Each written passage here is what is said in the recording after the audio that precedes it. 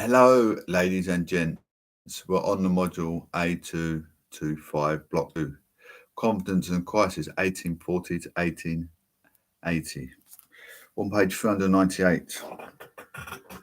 Whatever the reasons that fueled British intervention in China in 1839 to 1842, it was controversial in Britain when, on 7th to the 9th of April 1840, the House of Commons debated censoring Palmerston's move to war. The final vote was close. 271 MPs favoured his actions, with 261 against. Some free trade supporters actually opposed intervention, making a case in both Parliament and the newspapers. They variously argued that the government knew in advance of change in Chinese policy. The opium trade was evil. Though Lord Annam, opium was used as a drug in Britain, and that war would damage the floor of trade. Palmerston would later extend the idea of protecting British citizens abroad to a general principle, echoing the Roman idea of civis Romans sum, I am a Roman citizen. That is, Roman citizens had been able to claim protection and Roman law wherever they might be in the empire by asserting their citizenship. This principle was asserted in the case of Don David Pacifico, 1784 to 1854, which mirrored the Opium's War mudding of economic rights and prestige. The case of Don Pacifico in April 1847, the financer Mayer Amschel de Rothschild, 1818 to 1874, visited Athens to discuss loans. The Greek government was not making payments due on its debts to European banks. Rothschild was Jewish, and to avoid causing him offence, the Greek government temporarily forbade the local practice of hanging an effigy of Judas Iscariot during the Orthodox Greek Easter celebrations. However, a mob with the alleged encouragement of at least one Greek minister, annoyed about the interference, took revenge of the Gibraltar-born British subject, Don Pacifico, who was also Jewish. The mob looted Don Pacifico's house. He appealed to the Greek government for compensation and then applied to the British government for support when the Greek government questioned this appeal. In response, Palmerston had the Royal Navy seize Greek naval vessels in Athens in June 1850. When challenged in the House of Commons on the 25th of June, Palmerston argued that a British subject, in whatever land he may be, shall feel confident that the watchful eye and the strong arm of England will protect him against justice. Citing the Roman Empire, a web of English history, Gladstone and Sir Robert Peel both spoke against the use of force against Greece. Gladstone worried about Britain setting itself up as a universal judge of others, and asked if Britain really wanted to be compared to a conquering empire such as Rome. Cobden feared the financial cost and moral hazards of a foreign policy inspired by eagerness to fight. It was argued that Don Pacifico should have had recourse to Greek courts, but the House of Commons endorsed Palmerston's conduct, and his argument found a high degree of press favour. Perry, 1989. The Don Pacifico affair, as with the Opium Wars, demonstrates how difficult it can be to separate out motivations for intervention. These examples show how the imperialism of free trade, the Don Pacifico affair, being linked to loans to Greece, British prestige, and the rights to property and security of person, had become intertwined. It was difficult to refuse to support intervention when significant British property was destroyed. Loans were defaulted on, or British subjects harassed, even when, as in the case, that subject was a Gibraltar-born man from Malta, such as mid-Victorian conference, inability to enforce their own standards on the world must be understood against the background of naval predominance, technological leadership, and the sense of Britain being a vanguard of modernisation. Clearly, a desire to extend free trade and its infrastructure, and a desire to ensure new territories entered the world market. It did contribute to the expansion of British imperial control and its willingness to use gunboat diplomacy. It can also help to explain a press by statesmen in London for formal informal influence and for solution shorts territorial control. In many cases, the question is not whether the imperialism of free trade played a part, but what part that was in wider cocktail of causes. There is, however, an additional problem with the imperialism of free trade as an answer to our original paradox. Most of the peoples added to the empire in this period were not in areas easily explained by Gallagher and Robertson's theory. The main areas of demographic expansion were not informal. Zones of economic influence or areas that the British thought needed interrogating to the world economy. The vast majority of the people in the empire were in India, which is the subject of the next section. Page 400, India, 15.2 India. At its peak, Britain ruled over a fifth of the world's population, but in demographic terms, India was more important than the rest of the empire combined. By 1880, 94% of the empire's population, 225 million out of 271 million, was in India. In 1872, just one Indian province, Bengal, contained more than 67 million people. Etimed 2007. Given these figures, it is not surprising that the majority of the British Empire's population increase in the preceding few decades was also in India, but it is not obvious that British expansion in India was down to the imperialism of free trade. Yes, India was economically important, but imperialism in India had grown on the back of the East India Company rights to a monopoly of free trade, the East and Britain. See figure 15.4 for the company's grandiose in London building. So, if expansion here was not obviously about free trade, what might it have been about? At one level, expansion was made possible by the EIC's tax raising and military powers. The EIC had become a territorial power as it grabbed tax gathering rights in Bengal, 1756 to 64, and other areas. The secret to the company's power was its recruitment of large numbers in Indians, sepoys, infantry, trained by the British and paid well. With this army peaking at 238,000 Indian and 445,000 British soldiers by 1857, the company squeezed out other European powers such as France and established itself as a predominant power. It controlled vast swathes of territory directly and entered alliances with Indian princely states, which together covered another third of the subcontinent. So, in terms of soldiers and subjects and trade, the EIC was made Britain the world's biggest overseas empire by far.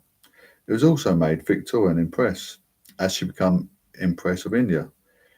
Keziah I Hind, following Disraeli's Royal Titles Act of 1876. Gallagher and Robertson inserted Indian acquisitions into the list of things that their theory of imperialism of free trade could not explain as such. They treated India as if it were marginal to the question of mid-century imperialism, when it is in fact one of the main areas of expansion. For example, their 1953 article noted that between 1840 to 1851, large areas of Sindh annexed in 1842 and Punjab annexed in 1849 were acquired. The latter one had a population of 22.7 million by 1881. So expansion in India was not obviously about free trade. What might it have been about at one level? The answer is that India shows us how empire expanded due to threats and opportunities at imperial frontiers. Let's take the acquisition of Sindh in the northwest of the subcontinent. As an example, Sindh emirs, rulers, were viewed with superstition apart after the British suffered setbacks in the nearby Anglo-Afghan War of 1839 to 42. As a result, an ambitious British general used the fact that emirs had massed troops near the border with British India to justify annexing it. In this case, and many more, annexation was motivated by the desire to fix perceived turbulence on India's frontiers and by the ambitious officers and administrators who exceeded their orders. In addition to population increase, there was a second type of expansion in India, an expansion of cultural and educational influence. From the 1830s to the 1850s, debate raged between those of an Orientalist turn, who favoured preserving princely states with minimum interference and funding education in the languages, and the Anglicists. The latter saw themselves as reformers and wanted to spread English language education and replace backward Indian customs. Thomas Macaulay's Minute on Education in India of 1835. Let's get a sip of a drink. Oh no, I won't. It's gone. Page 402. It had referred to a vernacular languages as fruitful of monstrous superstition that helped people to purify themselves after touching an ass. He wanted to form a class who may be interpreted between us and the millions we govern, a class of persons Indian in blood and colour, but English in taste, in opinions, in morals, and in intellect. This was quoted in Burton, 2001, page 18 to 21. The Anglicists and other reformers secured abolition, on paper at least, of suti sati, or the burning of a wife at husband's funeral, 1822, the ending of female infanticide, 1870, and the production of a systematic Indian penal code, 1860. Thus reducing reliance on Indian pandits, experts on custom and law, and the origin of the word pundit. In some aspects, India was ahead of British reform efforts, with patronage replaced by open examinations for selection to the Indian civil service after 1853. Examination Britain followed in 1870. In practice, these reforms mainly affected the urbanised 9 to 10% of Indians, rather than the overwhelming mass, who were illiterate and rural. Brown, 1985, page 101 to 4. But in one respect, these reforming, modernising, and expeditionary impulses would have shattering impact. Rebellion in India. Lord Dalhousie, 1812 to 1860, was Governor General of India from 1849 to 1856. To press on with modernisation, he formed the Department of Public Works and accelerated the building of internal telegraphs, railways, and irrigation. He departed in 1856, declaring India tranquil. It was anything but, due partly to his policy of lapse. This involved taking over Indian ruled states whenever he discerned poor government, or when a ruler died without natural heirs, even if that ruler had dominated a successor. In 7 years, 7 states were taken over, culminating in 1854 with Awadhi, from where much of the Bengal army was recruited. Two sepoys, often high status Hindus, seeking the standing as well as the pay that the service brought. This policy of lapse was one of the many slights. British officers increasingly seemed distant, and the worst of disparaging towards sepoys. Resentment also spread as a new rifle. Cartridges that had been bitten open were alleged to be greased with an animal fat that was richly polluting.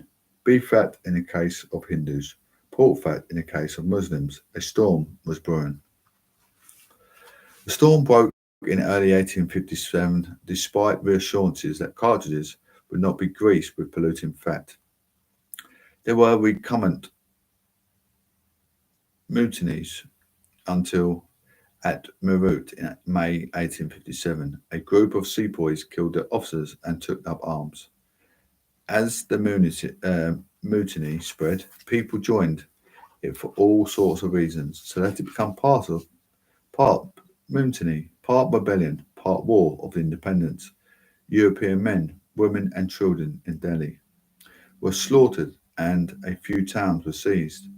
At Lucknow and Cawnpur, Campbell, handfuls of European soldiers and civilians held out. In the summer of 1857, things looked and were desperate for the British.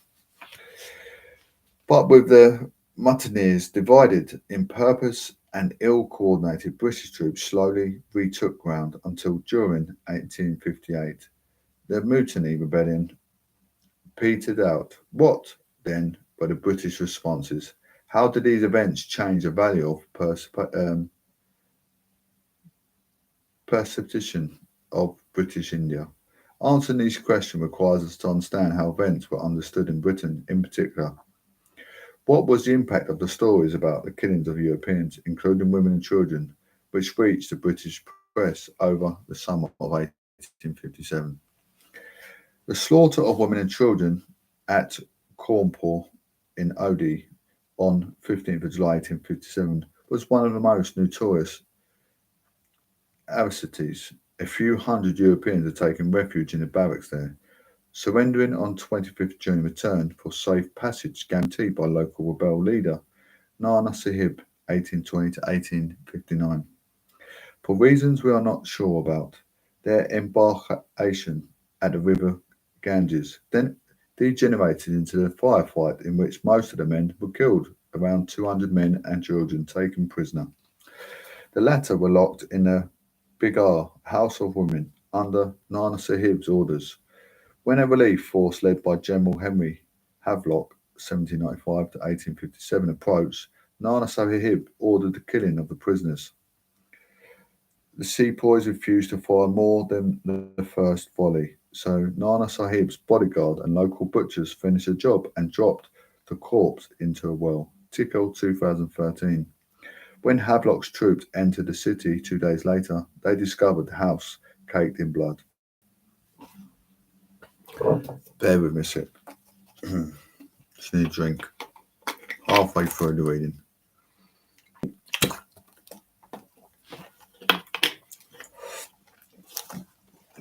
First is the memorial originally painted by Noel Joseph Patton 1821 to 1901 in 1858 as altered for exhibition in Scotland 1859 and subsequently printed as an engraving by the Scottish publisher Alexandra Hill in 1862. The second source is an illustrated London News Review dated 15th of May 1858 on the painting in its original form. So there's the painting. We're going to describe the image in the light. What do you have read above about the Indian mutiny and the slaughter of Cawnpore? What do you think the impact of this would have been on the audiences in Britain? They look scared. Children with their mother, scared for life. Combines two starkly contrasting foci to give a sense of vulnerable European women and children rescued by valorous men, in this case Scottish Highlanders. The Highlanders showed about to burst through the door would appeal to patriotism on British audiences, particularly when exhibited in Scotland 1859. Even with his sense of salvation and victory and coming victory, the portrayal of the women and children invokes a sense of fear, vulnerability, and danger. The central figure, ornately dressed in Indian patterns, redolent of a privileged colonial life, is reading while holding one younger girl whose garment appears to be slipping off her shoulder, perhaps hinting at the idea of violation to come, and another who is fearful.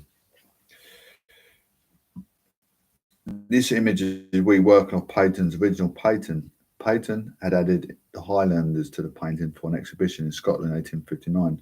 No copies of the original text, however, historians can find reviews of the first exhibition of Peyton's work. These reviews can give us clues as what the original painting looked like, the impact on the audience, and why it was changed. More of the charnel house, and his pastures which curdle the blue vein, indigent horror, and it make one wish that the pen of history could for once be plunged in a lethe forgetfulness. Yet with such senses, Mr. Peyton's brush patiently deals and describes his horrible picture as a memoriam, 471, and inscribes beneath it, in quaint old letters with eliminated initials, words of divine consolation from Scripture. Yeah, though I walk through the valley of the shadow of death, I will fear no evil. For thou Lord and which in face what is enacting above, read almost like mockery. There in the miserable murder hole, to crouch the helpless English women and children, the corn poor terror.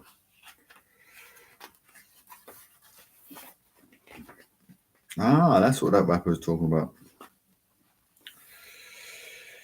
Anguish, despair in every face, frantic, unavailing prayers, mingling with wild shrieks, seem to fill the very air. One little innocent alone sleeps, still unconscious of his impending doom. Above, in the background, brutal sepoys are glaring through the open door, and a little casement in very moment of rushing upon their victims. The subject is too revolting for further description. The picture is one which ought not to be hung, and justice to the hanging committee. We believe that it was without considerable punctuation and hesitation that they contested it so its being so. The original painting was clearly shocking. It depicted the boys at the doorway and window with the intent of suggesting their imminent entry and killing. In violation of the women, this could have struck its audience as a representation of the historical events at the Beguia, frozen in seconds before the final massacre. Viewing it, this just months after the events of summer 1857, could have evoked immediate, if not visceral, sensation of shock, horror, and anger. The viewer might be accused of adding melodrama, wild shrieks, or it might have been reflecting the real sense that attempting effect is too soon or too raw. The exercises encourage you to think about the construction, use, and role of images as historical sources, and to consider how the representation of events can be reframed for different audiences to convey different messages and invoke different emotions. Paintings, prints, and illustrations are every bit of much constructed text, and newspaper articles and books are. Decoding the text becomes easier if we can discover more about the author, their intent, and the context of creation. The exercise has also invited you to consider the emotional impact of historical events, such as the mutiny, and the effect of images such as the memoriam had on British imagination at home. Emotion matters and helped to shape public perceptions of India and demand for revenge. Both the original and revised versions of the painting were criticised, the former for being almost indecent in its horror, the latter for shrinking from the tragedy of the event. It is difficult to fully comprehend the potentially distressing nature of viewing this painting at the time without standing in front of the canvas. I have stood in the latter version at Tate Britain's Empire at Arts Exhibition of 2016, and even it delivers an intense experience. The figures at the forefront are almost life size, and the importance draws the viewer to stand close until you feel almost in a room with the ruin. The discarded clothing, the emotions on the children's faces, and the vulnerability. Yet, when a more powerful original was shown in the spring and summer of 1858, it was only months after newspapers' accounts of the rape, torture, and murder of European women and children in the summer to autumn of 1857. This image hinted at these wider, in some respect exaggerated, press notions of widespread violation. Some British newspapers, including the Times, called for vengeance as a step to justice in restoring order in China, and they got it in advance to relieve Europeans at Cawnpore and Lucknow. Some officers hanged Indians, burned villages, and killed with limited discrimination. At Cawnpore, Brigadier General James Neal, 1810 to 1857, ordered that rebels should lick a portion of blood on the Bidigar floor before being hanged. Elsewhere, the Mughal practice of blowing rebels from the mouths of cannons was employed for demonstrative effect, William Howard Russell, 1820 to 1907. In a diary entry of the 25th of September 1857,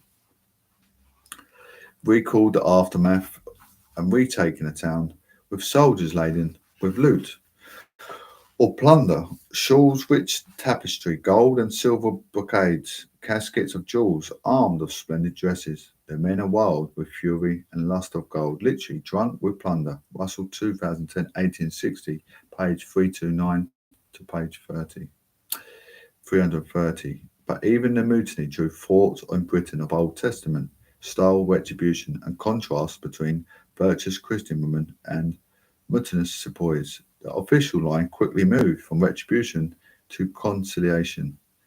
Amnesty was offered for those who had not shed blood in rebellion. The Government of India Act, passed on 2nd August 1858, swept away the old EIC, putting India under the control of the British Crown. The cabinet level position of Secretary of the State of India was created.